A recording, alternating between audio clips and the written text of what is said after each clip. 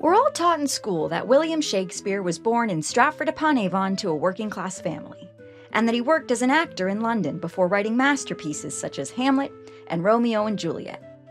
If we're fans of Shakespeare, we might have heard stories and seen movies bringing Will to life in vivid detail, showing Shakespeare in grammar school, and even Shakespeare in love, making the greatest writer in the history of English feel comfortingly familiar.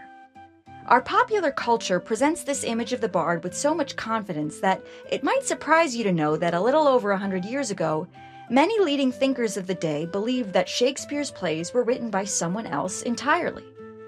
In the mid-1800s, the Shakespeare Birthplace Museum opened in Stratford-upon-Avon and created a massive tourist frenzy.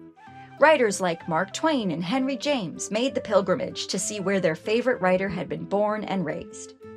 The problem was the historical sites actually weren't historical at all, and were basically built from scratch to look like Tudor-style buildings with a giant gift shop attached.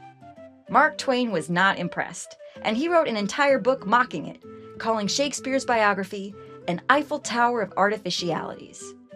Henry James said, "I am haunted by the conviction that the divine will is the greatest and most successful fraud ever practiced on a patient world." Suddenly, a disillusioned public started to look more deeply at the man that they had been taught to revere as the greatest writer in English, and what many people found shocked them. Despite heaps of legend and lore, no one could find any evidence that this Will from Stratford-upon-Avon had ever written a single word. There was no writing to or from him, no drafts of plays in his hand, no receipts from writing commissions. The story that he had been educated in grammar school was entirely invented, and neither his parents nor his kids could read or write. The closer you looked, the more it seemed that two incongruous people shared the same name. One a totally unlettered, perhaps even illiterate man, and the other an author of the most show-offy, hyperliterate plays ever written for Queen Elizabeth's court. Many had also begun to suspect that Shakespeare's plays had been written by someone within the political apparatus of Queen Elizabeth's government, someone who was mocking the most powerful people in England from the inside. Shakespeare was roasting Elizabeth's advisors, Elizabeth's foreign suitors, and even Queen Elizabeth herself, like a 16th century version of Saturday Night Live.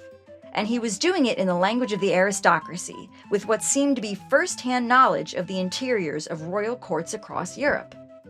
By contrast, Will was known to have never left England, and some of the political scandals referenced in the plays had taken place when he was barely a teenager. What was going on here? A poem dedicated to Shakespeare in 1611 left a tantalizing clue. This poem referred to Shakespeare as our English Terence. Terence was a playwright from ancient Rome who was particularly popular in Elizabethan England. But what's interesting is that Terence's plays were believed to have really been written by a patrician senator who didn't want his real identity revealed, and so he employed a freed slave in his early 20s named Terence to operate as a frontman. Could Will of Stratford, like Terence, have been a hired frontman? And if so, who was really shaking their spear behind Will? In 1920, a scholar named J.T. Loney thought he had found the answer in a nobleman reputed to have been as brilliant as he was reclusive, Edward de Vere, the 17th Earl of Oxford.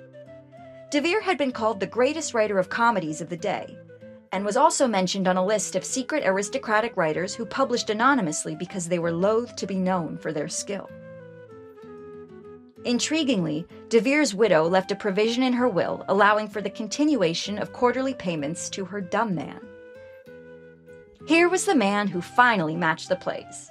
De Vere was hyper-educated, had vacationed in Italian palaces referenced by Shakespeare, and he had been highly influential before getting mysteriously blacklisted from court.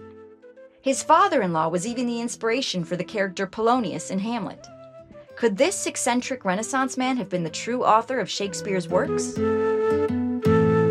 If you enjoyed this video and wish to learn more about Edward de Vere and the Shakespeare authorship question, please like and subscribe to the Shakespeare Oxford Fellowship's channel.